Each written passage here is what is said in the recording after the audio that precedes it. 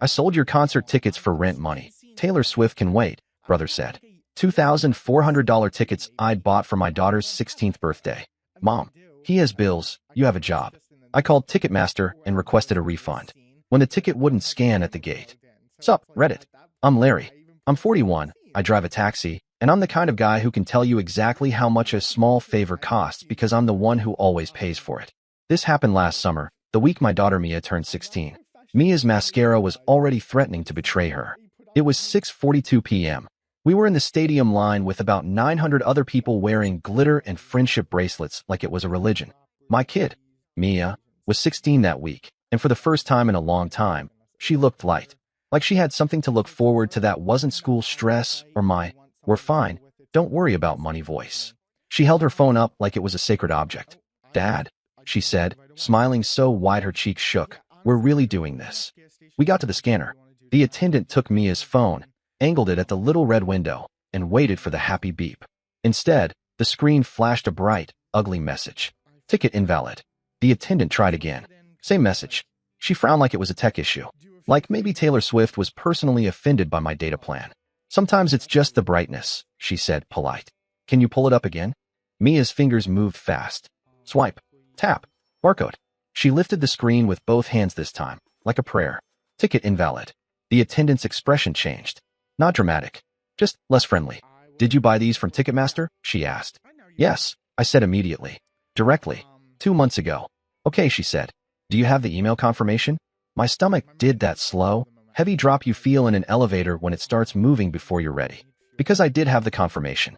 I also had something else. A text I hadn't fully processed yet, because I'd been driving all day, because it was her birthday week, because I was trying to stay present. A text from my mom, from that afternoon, when I was sitting at a red light and checking my phone between rides. "Mom, call your brother. He's stressed." That was it. No context. No details. Just, handle him. I looked at Mia. Her smile was still there, but it was starting to wobble at the corners. "What's wrong?" she whispered, already knowing something was wrong. "Nothing." I lied automatically. "Give me 1 second." I stepped to the side, opened my Ticketmaster app, and felt my blood turn cold. The event was still there. The tickets were still listed. But under them, in small gray text that I swear wasn't there yesterday, it said, "Transfer complete." I didn't transfer anything. My hands were steady, but my brain was loud. Transfer complete to who? When? From what device? I tapped the details. There it was. A timestamp. 2:18 p.m. Today, Mia's birthday week. The day of the concert. For hours before we were supposed to walk in. I swallowed, hard, and walked away from the line so Mia wouldn't see my face.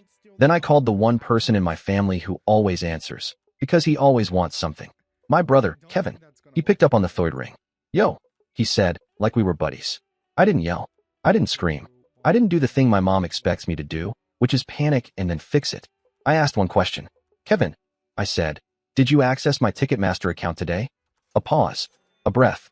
Then, casual, like he was telling me he borrowed my lawnmower. "Yeah," he said. "I needed to."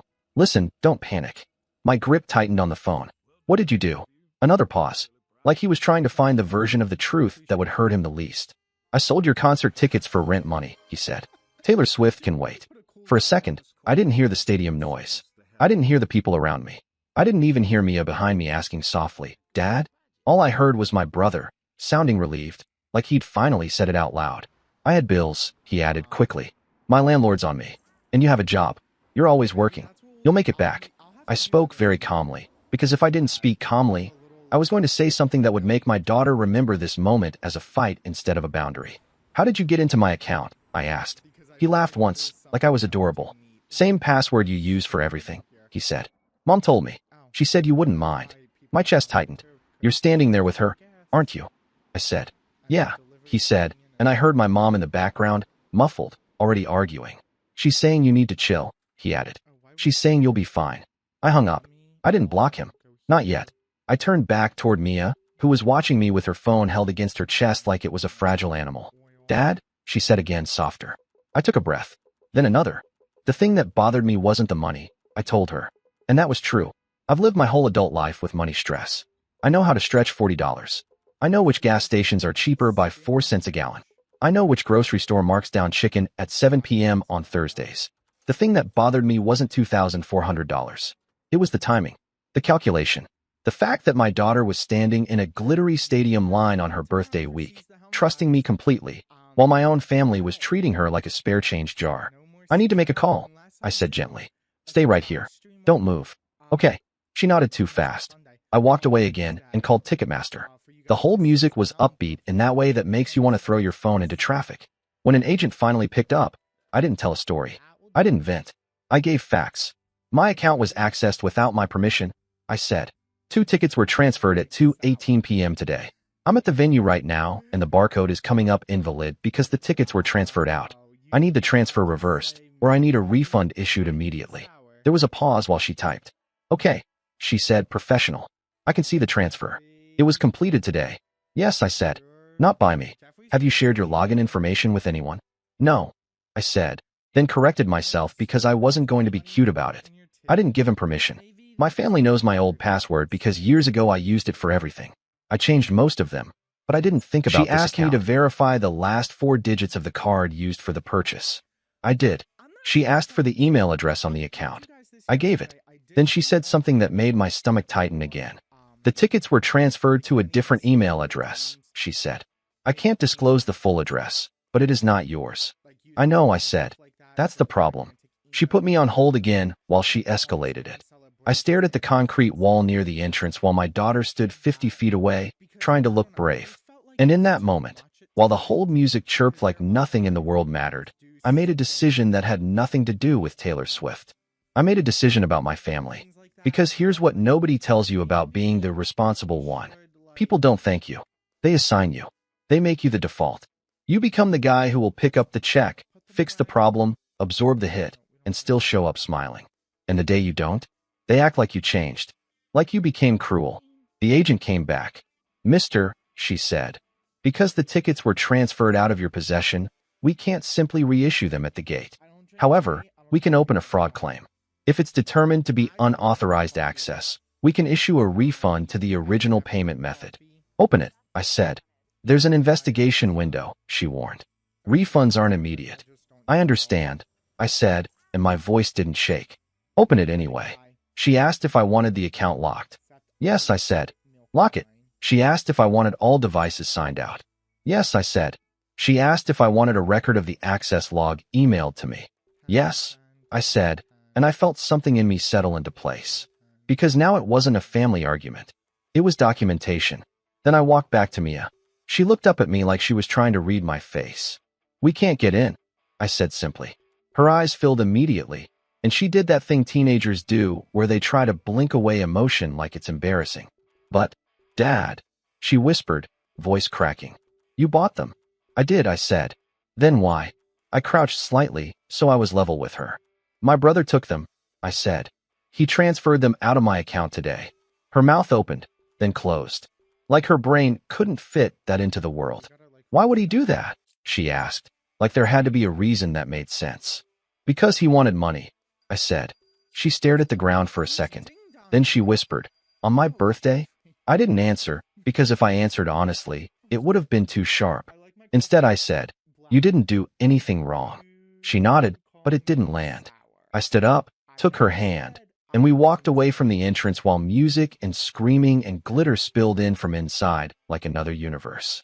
We got to my taxi, my actual taxi, because I was working until 3 p.m. that day, and Mia sat in the back seat like a passenger, shoulders curled in, staring out the window. I got in the driver's seat, stared at the steering wheel, and felt a heat behind my eyes. Not tears. Pressure. I sent one text to my mom. Me. Kevin sold Mia's concert tickets today. We were at the gate. They didn't scan. I filed a fraud claim with Ticketmaster and requested a refund. Do not contact Mia. Then I drove. I didn't know where at first. I just drove, because driving is what I do when life gets messy. After a few minutes, Mia's voice came quiet from behind me. Are you mad at me? That question hit harder than anything my brother did. I pulled into a parking lot, turned around in my seat, and looked at her. No, I said firm. Never. I'm mad at adults who know better. She nodded slowly, tears finally spilling. I was so excited, she whispered. I know, I said, and my throat tightened. I'm sorry. Why does Grandma always? She trailed off, like she didn't want to say the ugly thing out loud. Like if she said it, it would be real. I waited. She wiped her face with the sleeve of her hoodie. Why does Grandma always pick him? She finished. That was the question I'd been dodging for 20 years. Because Kevin is my older brother by 3 years, but in my mom's mind, he is the baby. He's sensitive. He struggles. He just needs a little help. And I'm the one who handles things. I used to think it was love. Then I realized it was a system. Kevin breaks things. I fix them. Mom keeps the peace. Dad stays quiet. Repeat. And as long as I keep fixing, the system never gets exposed. I took a breath. Because she's used to it, I said carefully. But you and I don't have to participate. Mia nodded, shaky. Then she said, voice small, I hate him. I didn't correct her. I just said, you don't have to talk to him. Ever. That night, after I got Mia fed and calm and watching a movie like her body didn't want to be in her own life, I sat at my kitchen table with my laptop. I didn't drink. I didn't spiral. I didn't call friends to rage. I did what I always do. I built a file. I pulled my Ticketmaster account activity and saved the email log. I changed the password to something long and ugly and unrelated to anything Kevin could guess. I turned on two-factor authentication. I checked my email security and saw a login alert from a device I didn't recognize at 2:11 p.m. I screenshotted it. I checked my bank statement and saw the original ticket charge from 2 months ago, $2,400. 2 tickets, plus fees. The kind of number that makes you feel reckless even when you planned for it. I made a note of the case number Ticketmaster gave me. Then, because I knew my family, I did one more thing. I opened my checking account and looked at my automatic transfers. Every month, on the first, $300 went to my mom's account. Not because she needed it. Not officially. Because things are tight, she'd always say. Because your brother's trying. Because it helps. I'd been doing it for years. It was never framed as funding Kevin, but it always was. I stared at that scheduled transfer for a long moment. Then I canceled it. Not paused. Canceled. I also canceled the auto pay I'd set up for my mom's phone plan, because Kevin was on it too, and somehow his line always had the newest phone. Then I drafted a simple email to my mom and my dad. Subject, boundaries. I wrote, Kevin accessed my account without permission. He transferred and sold my daughter's tickets on the day of the concert. The tickets did not scan at the gate. I filed an unauthorized access claim and requested a refund. Mia will not be contacted about this. I will no longer be providing financial support to the household. Then I hit send. I didn't add emotion. I didn't argue. I didn't threaten. I just changed the structure. The next morning at 7:14 a.m., my phone rang. Mom. I let it ring. At 7:16 a.m., she texted. Mom, call me now. I didn't. At 7:22 a.m., she texted again. Mom, Kevin told me what happened. He has bills. Larry, you have a job. There it was. The sentence that always made everything disappear. Like my work was a magical sponge that could absorb any harm. I typed back one line. Mia is not a bill you can move around. Then I put my phone face down and made coffee. By 9:03 a.m., my dad texted. Dad, son, let's talk. I replied. Email is fine. Because talk, in my family means, pressure Larry until the system goes back to normal. Around noon, Kevin finally texted me himself. Kevin, bro, you're being dramatic. I was going to pay you back. I stared at that message for a full 30 seconds. He was going to pay me back. With what money? The rent money he used to survive? The job he didn't have? The logic didn't matter. It never does. I typed. Cool. Then go figure out your rent without me. Then I blocked him. Not as a tantrum, as a decision. That afternoon, I got an email from Ticketmaster confirming the fraud claim was open and that the account was locked pending investigation. I forwarded it to myself, printed it, and put it in the folder I'd started labeled Mia. Mia came home from school and didn't talk much. She went to her room, closed the door, and I heard her music turn on low. Around 6 p.m., she came out and sat at the kitchen counter while I cooked. Grandma texted me, she said. My hand froze on the cutting board. What did she say? I asked, keeping my voice neutral. Mia slid her phone across the counter. It was my mom, trying to sound sweet. Grandma. Honey, your uncle had an emergency. He didn't mean to hurt you. Don't be mad at him. Family is family. Mia's eyes stayed on mine. She didn't look like a kid. She looked older. Tired. Am I allowed to be mad? She asked. That question should never have to be asked. Yes, I said instantly. You're allowed to feel whatever you feel. Mia swallowed. She said he had bills, she said. I know, I said. Mia's jaw tightened. So do you, she said. You always have bills. You don't take my stuff. I nodded once. Exactly, I said. That night, I didn't try to fix it with a new gift or a forced smile. I did something else. I told Mia the truth about our finances in a way I hadn't before. Not scary, not heavy, just real. I saved for those tickets for 4 months, I told her. I picked up extra airport runs. I skipped eating out. I planned it. Because you mattered. Mia's eyes filled again, but this time the tears looked different. Like she finally understood that the love was real, even if the world was ugly. A week later, Ticketmaster emailed me again. They confirmed unauthorized access and issued a refund to my original card. $2,400. It hit my account on a Thursday at 3:26 p.m. I stared at the notification, not relieved, just validated. Because I knew what would happen next. As soon as my family realized I got the refund, they'd treat it like the problem was solved. Like the only harm was the money. They were wrong. I didn't tell them about the refund. I didn't announce it. I didn't post it. I didn't wave it in anyone's face. I quietly moved the money into a new savings account labeled Mia, Future, and locked it down with a different bank, different login, different everything. Then I waited. It took 3 days. On Sunday, my mom showed up at my apartment. She didn't knock politely. She knocked like she owned the door. I opened it, stepped out into the hallway, and closed it behind me. Mom looked tired, but not in a sorry way. In a this is inconvenient way. Larry, she started immediately. Why are you doing this? Kevin is under so much pressure. I didn't let her walk past me. We're not doing this in my home, I said. Her eyes narrowed. I raised you, she said, like that was a weapon. And I'm raising Mia, I said calm. Different job. Mom exhaled sharply. He said he sold them for rent, she said, like she was stating a neutral fact. He didn't do it to be cruel.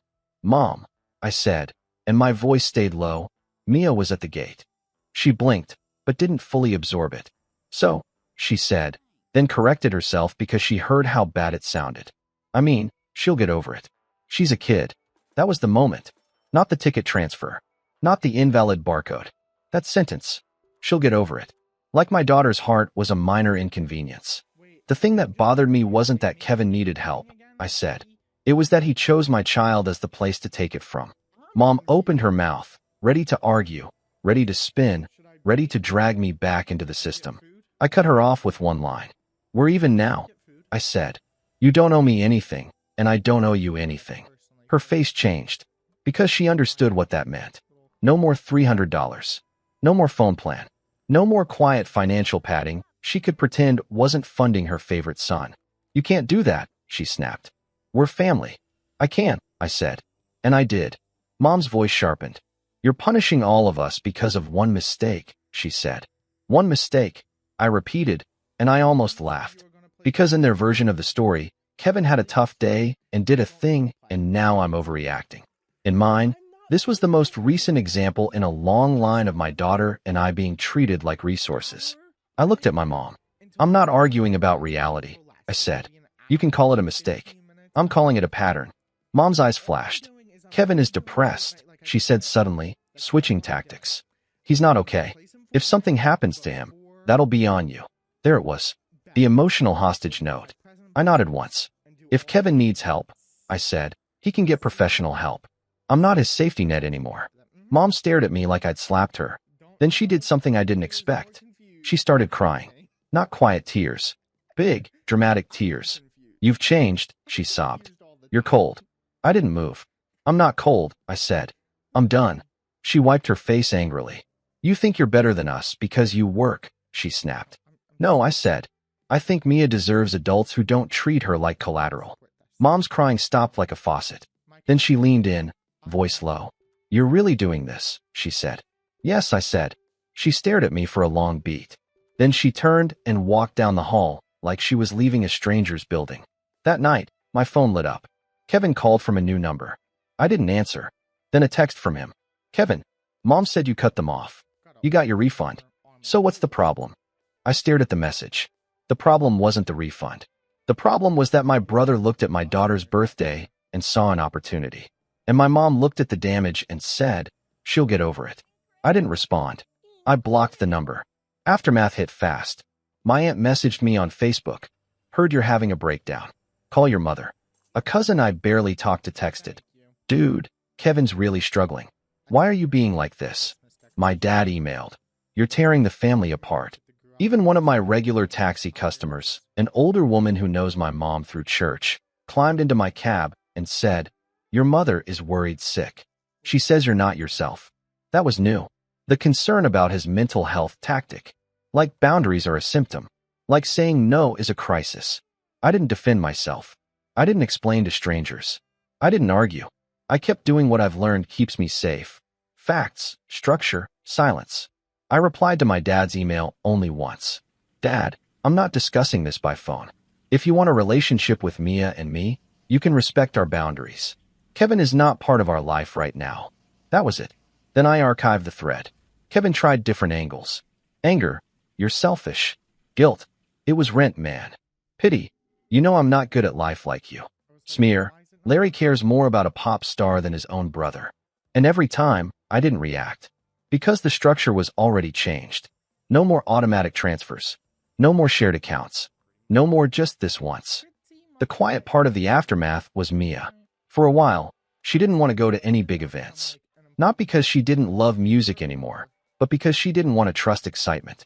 It broke my heart in a way I didn't show her. So I did something slow. I rebuilt the trust.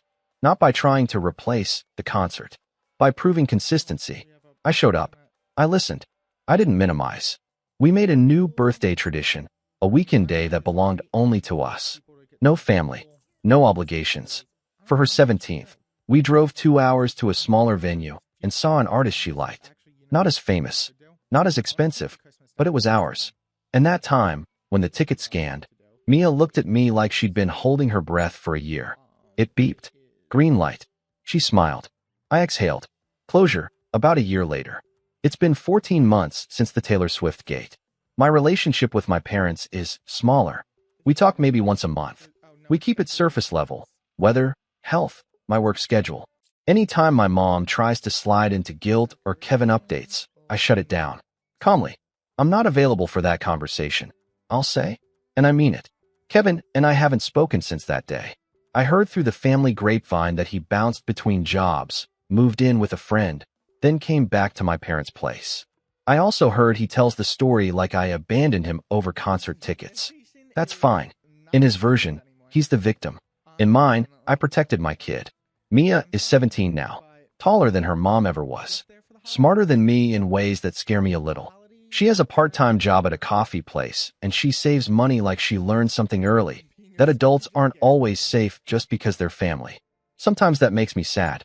Sometimes it makes me proud. My life is quieter now. My finances are steadier, not because I suddenly got rich, but because I stopped bleeding money into a system that never respected me. I still drive my taxi. I still work weird hours, but I sleep better. And here's the concrete lesson I took from it. If someone can justify hurting your child because they have bills, they will keep doing it until you remove the access. So I removed the access. No speeches. No dramatic announcements. Just a clean, final change. Family isn't who shares your last name. It's who doesn't treat your love like a resource. Larry's story taught me something savage. Your family can watch your child's heart break in real time at a stadium gate and still say he has bills, you have a job, like those two things are equivalent. The real lesson of the story. When someone can justify stealing from your child because they have bills, they're not struggling. They're calculating. Kevin didn't have an emergency. He had access. Larry had been sending his mom $300 per month for years, funding a system where Kevin's needs always trumped everyone else's reality. The second Larry canceled those transfers, his mom showed up crying. Not about Mia's broken heart, but about losing her safety net. The detail that reveals everything. When Larry's mom saw the damage, she said, she'll get over it. She's a kid. Not sorry. Not horrified. Just dismissive. Like Mia's devastation was a minor inconvenience in Kevin's rent crisis. Question for you. When your family member steals your daughter's birthday gift and your mother defends them with family, is cutting off financial support punishment, or just stopping the funding that made the theft possible? And how many times does someone have to treat your child like a resource before you realize you're not keeping the peace? you're financing the harm. Share your experiences. Because being the responsible one shouldn't mean your kid pays the price for everyone else's chaos.